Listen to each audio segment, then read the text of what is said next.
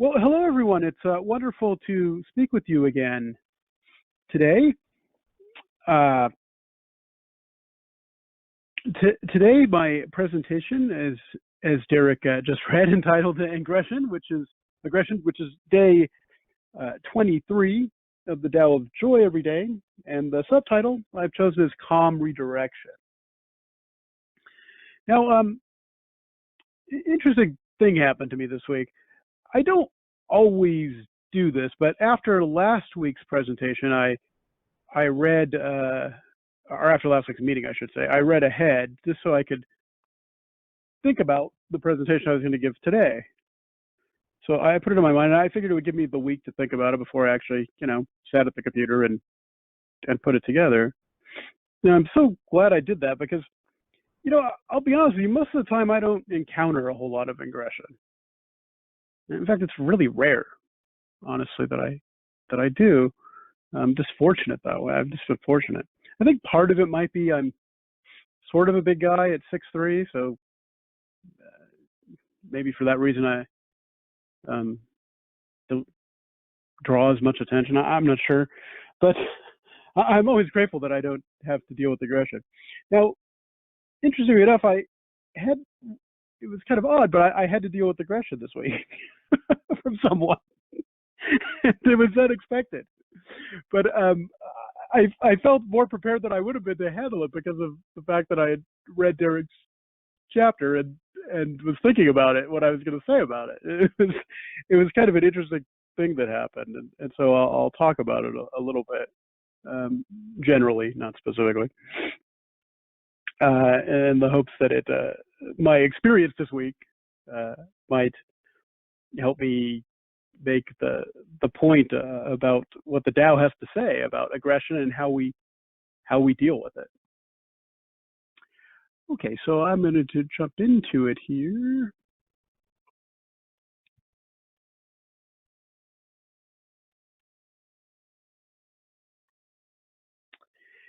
So encountering aggression, and for my pictorial representation of that, I've chosen a lion roaring here. Now, it certainly captures pictorially the idea of aggression, and obviously we're not talking about this kind of aggression. We're talking about aggression from a human being. But it's funny, this picture captures it so well, right? When someone is aggressive towards you, seemingly for no good reason, it can kind of feel like this picture, like you're being lunged at, and it's hard to understand why sometimes. But as I said, I don't encounter a lot of aggression. Mostly, what I think of, honestly, my life often plays like a Barry Manilow song most of the time, right? It goes along as it should. It's all very good, or all very nice, or whatever. That's kind of how I feel, especially since studying and trying to cultivate the Tao to my best of my ability. But aggression is a reality. One thing about the Tao is it's about self-transformation. It doesn't mean that you can change the world, and sometimes people will behave aggressive towards you. And what do you do in a situation like that, especially when it's uninvited, really? Well, I had an opportunity to practice this week, so the topic was fresh in my mind when I sat down to do this. But in thinking of aggression, it usually comes in two forms: either abusive words or abusive actions, and those are usually the two ways that we experience it, so to speak.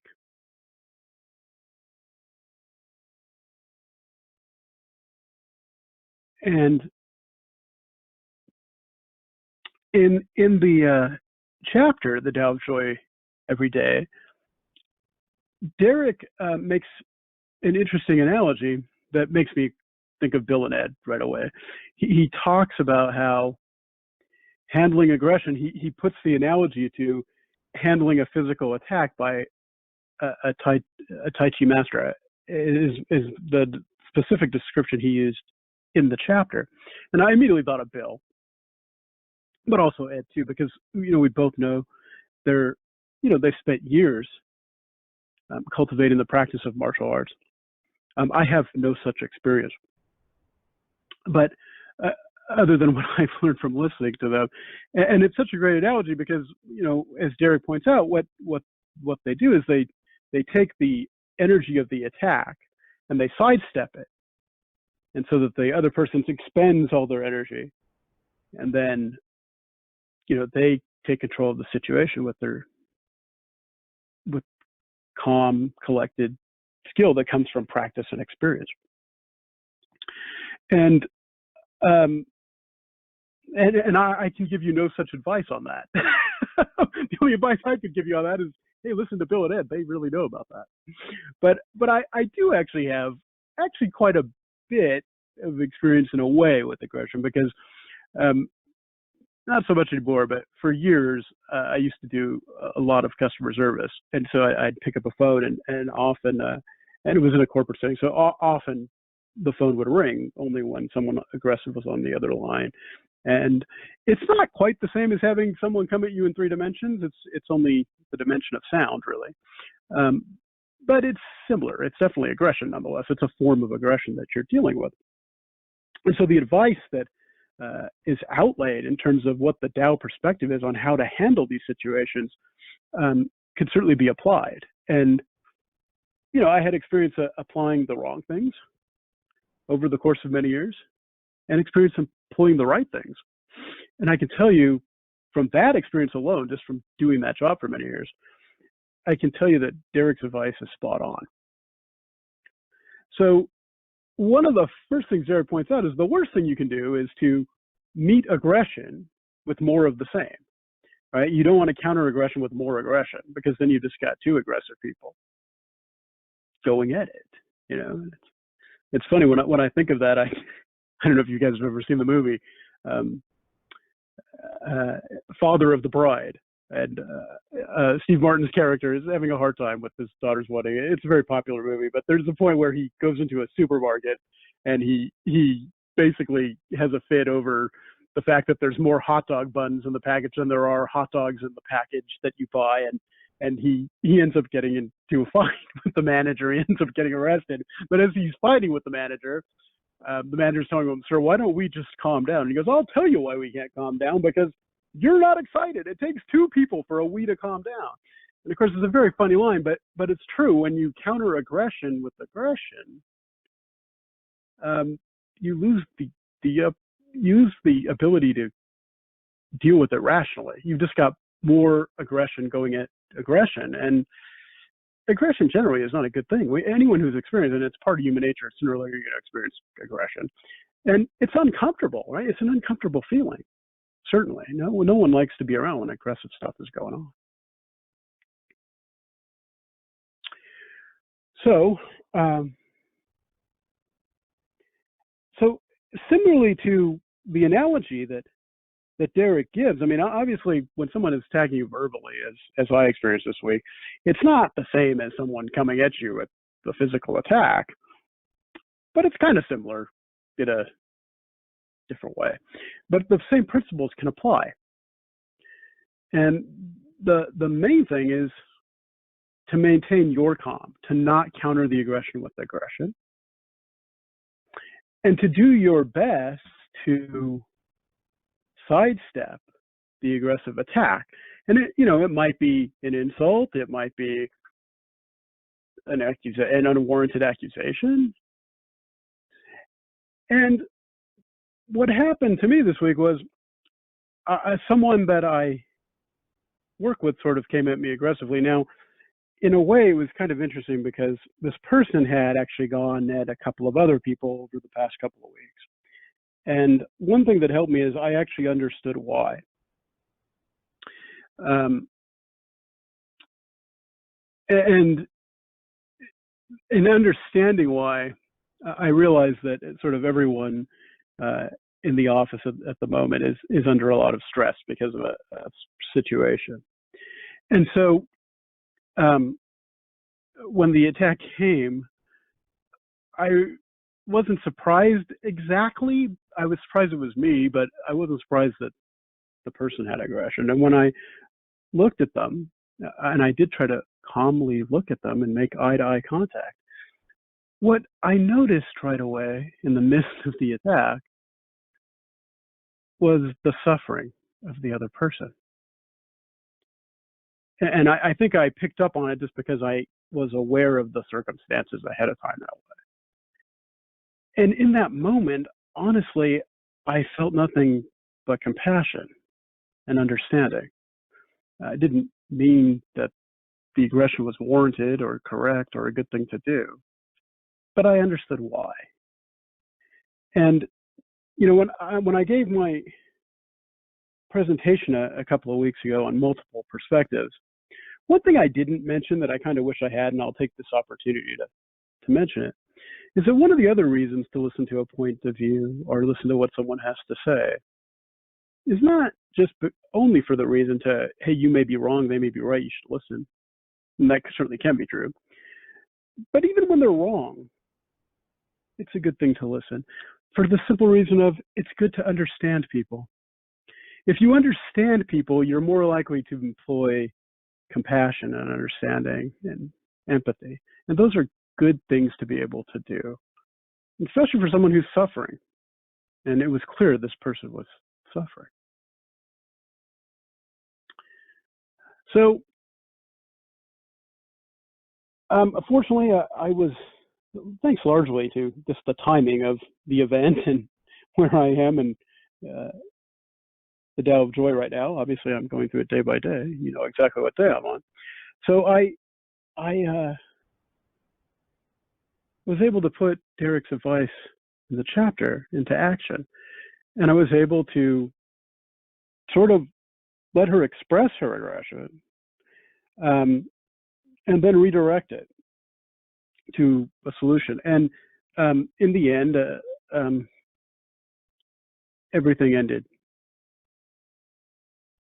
well.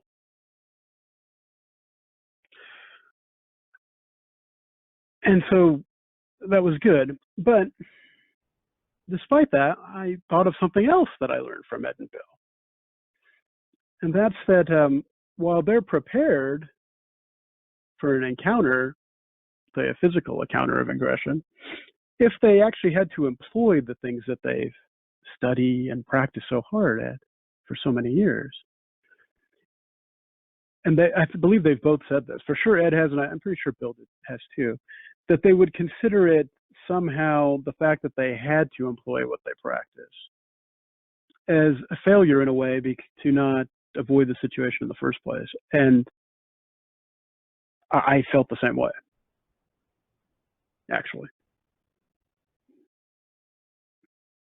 And so that was my encounter with the aggression. I mean, it ended well, but the better solution would have been to not have had to deal with it in the first place. And I can actually trace that back to a failure on my part.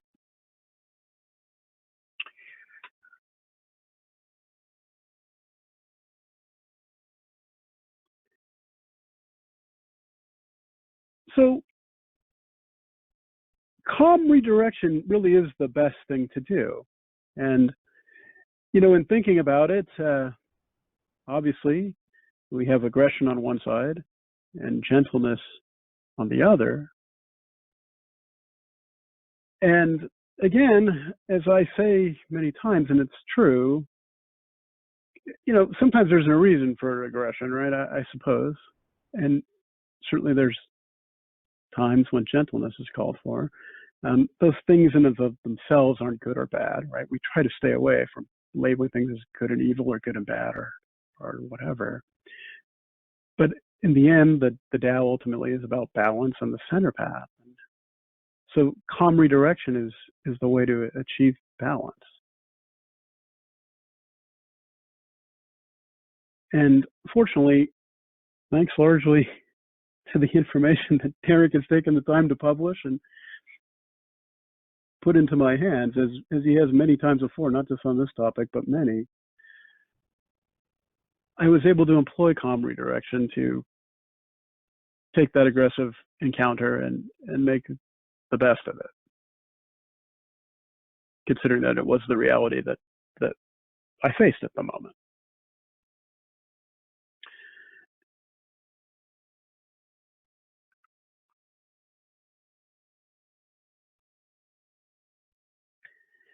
And afterwards, I mean, what happened to me is a small blip, really. But afterwards, I started thinking at the world at large, and I started thinking about politics a little bit because it's hard not to, because we've become so polarized in this country, and people, gosh, more and more so than ever, it feels, are just. It seems like they're right on the edge of blowing up, getting upset, or being aggressive towards each other. There's no understanding or empathy for the other point of view. Doesn't mean you have to agree with it, but the attacks, and I'm not singling out any single side because it comes from all sides.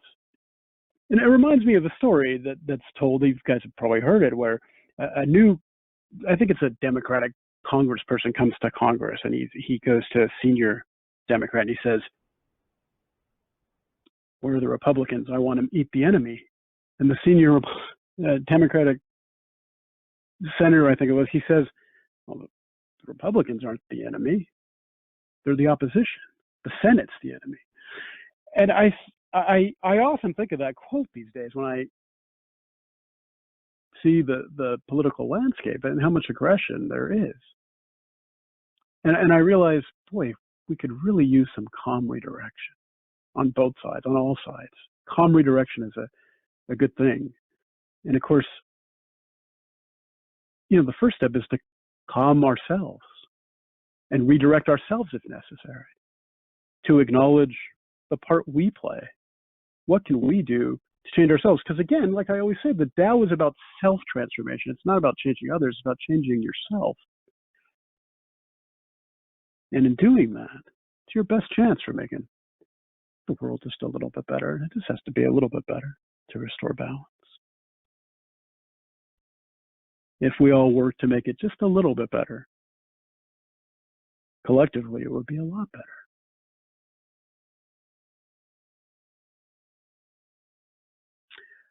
Okay, so I want to start to sum it up, if I can.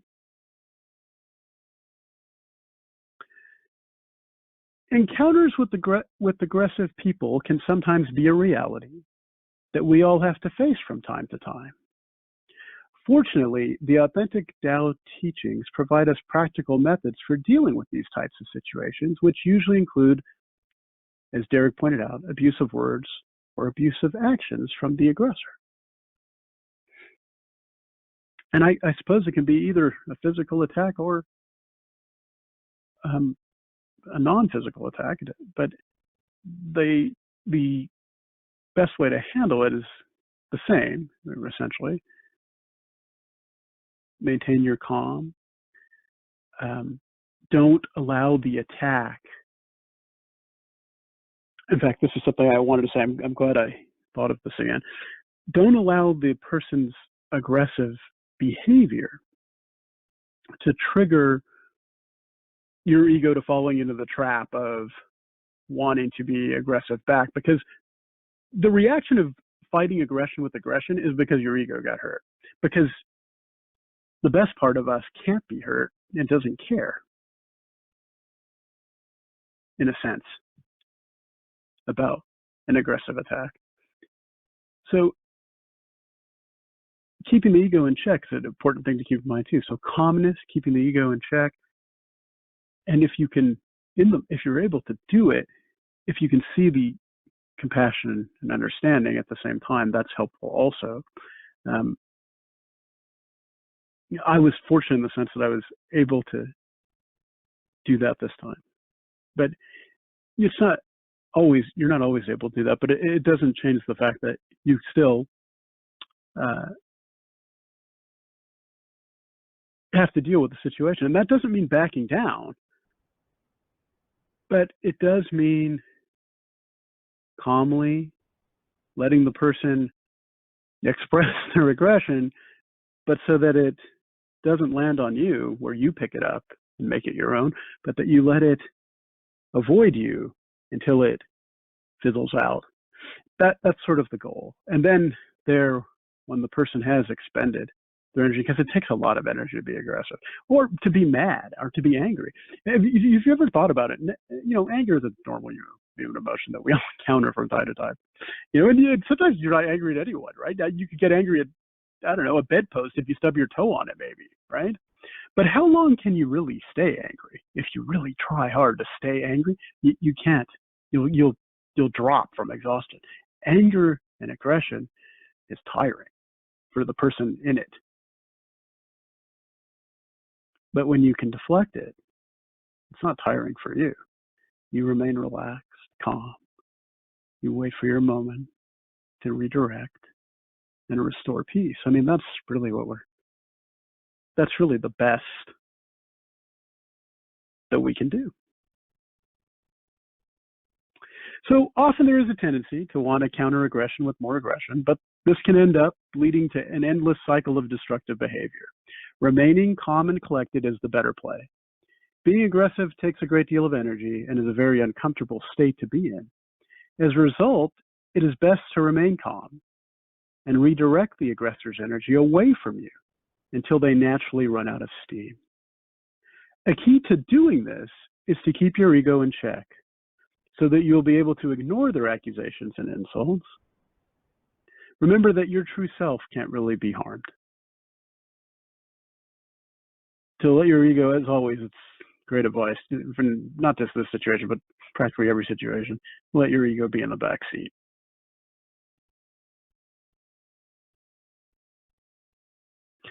While you should not counter aggression with more aggression, you should not back down either. Instead, look the aggressor in the eyes to create a soul-to-soul connection with them. Once the aggressor's energy has been spent, it will be easier to redirect them toward an amicable resolution. The point is not to humiliate the aggressor, but to lead them to a peaceful solution that will promote harmony. I mean, the Tao is about peace and balance and harmony. It's one of those things that's so wonderful about it.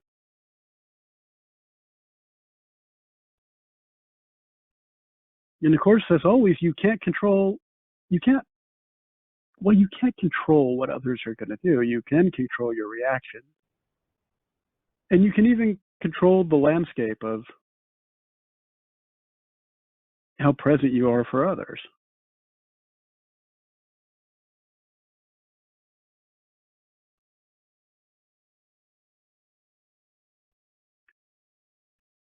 And that increases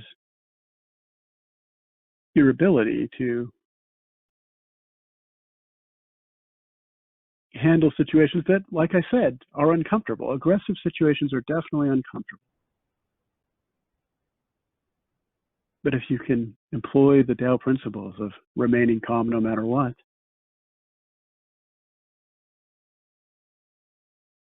redirecting the energy, realizing that you can't be harmed either by a physical attack or an attack of words, that the most important part of us, the part of us that outlives our shells, can't be harmed. It's okay. So in the midst of an aggressive situation, it's okay to tell yourself, I'm going to be okay. And sometimes as that aggression is coming at you, the solution is rising up too. But you have to be calm to see it. You have to be able to redirect it where it needs to go.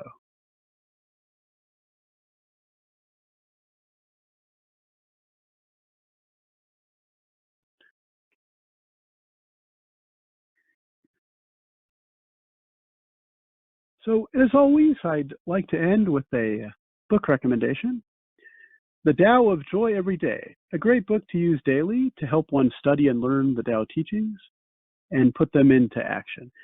Thank you all so much for taking the time to listen to me today. As always, I look forward to Sunday, and I really enjoy this time we share. And I'm looking forward to hearing Bill's talk, which unfortunately, because of circumstances, is being teased twice now, but we will get there, I'm sure. And thank you all. I hope you all have a wonderful Sunday. Thank you so much, Alex. Alex, the one thing struck me as I listened to your presentation, excellent as always, and that is, I find myself privileged in witnessing your own personal spiritual evolution and development. And, you know, this week today I'll be talking about Tao Te Ching 7, which is all about how, you know, when the sages work for other people's benefit, i.e. sharing the wisdom of the Tao, that they themselves benefit from the process. You know, they themselves can cultivate their own wisdom by sharing wisdom with other people. So that is a mechanism that I have experienced firsthand, and I have seen it benefit Bill as well. So what I'm curious about is whether or not you have sensed the difference in yourself ever since you began doing these presentations. Yes, and honestly, even before this one that we're doing now, which frankly is going to take years, going through the Tao of Joy. I love it because it's structured, and I'm a structure guy, and it helps me know. You know, I don't have to think of what I'm going to talk about next week. You've already thought of it, Derek. I just have to put the rubber to the road and see, do I understand this really? Can I explain this to someone else? It's sort of like in medicine, you know, where the idea in medicine is you see one, you do one, you teach one, and that gives you mastery. In a way, it's true of everything. And so yeah, even before the Tao of Joy presentations, I gave, I don't know, a handful of presentations the year before, and boy, did I notice that sharing it with others definitely benefits. I mean, benefits me, I think, more than it could benefit anyone, because it just in clearing your thoughts about things, and also too to have it sort of on the schedule, as I have to do that this week. It definitely helps because it gives you opportunities to really have what you're going to talk about clear in your mind. And you know, it was just nice synergy this week that that aggression happened to be the topic, and I encountered aggression. It was interesting the way it all worked, but I definitely giving these presentations benefits me so much. I can't tell you how thankful I am that you let me do it.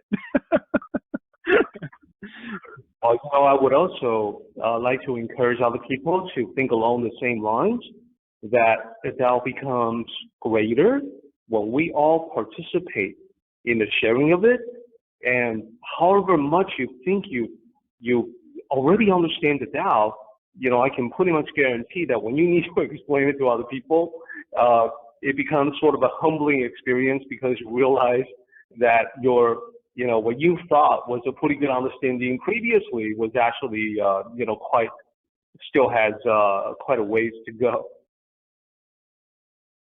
Yeah, you know what, Derek, if you don't mind, I just want to add something to what you just said. One of the things that makes me so lucky, and you've talked about this before, you've talked about how, you know, people who don't know you well, it's one thing, but when your family, your brothers, your sisters, your mom, your dad, your spouse, your children, they know the real you that no one else gets to see. And so it's very humbling, and I'm so lucky that I have Whitney, because she sets me straight, and she, you know, she she ends up being the good measure of what I need to work on, and she reminds me, you need to practice what you preach, and she's absolutely right. And I'm so grateful to have that too, and that's why community is so wonderful. And what Derek said is, we are a small community here, but we're a community of people cultivating the Tao, and we can help each other, and we should help each other because, well, in helping each other, we'll help ourselves. And together we'll make the world better. Exactly. Which is later on going to be the message that I return to in today's presentation.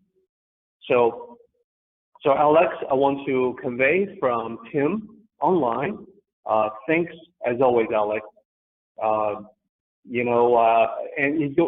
that's a very good point, by the way, about family really knowing the real you, because they see you all the time. They see you when you don't have that facade for the public. They see how you handle good fortune as well as adversity. And if you are lucky enough to end up with a great spouse, which I know you have, then you get the real scoop of how you're doing.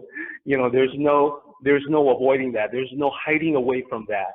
You will get the truth, the unvarnished truth, which sometimes the ego doesn't want to hear, but definitely we need to hear it.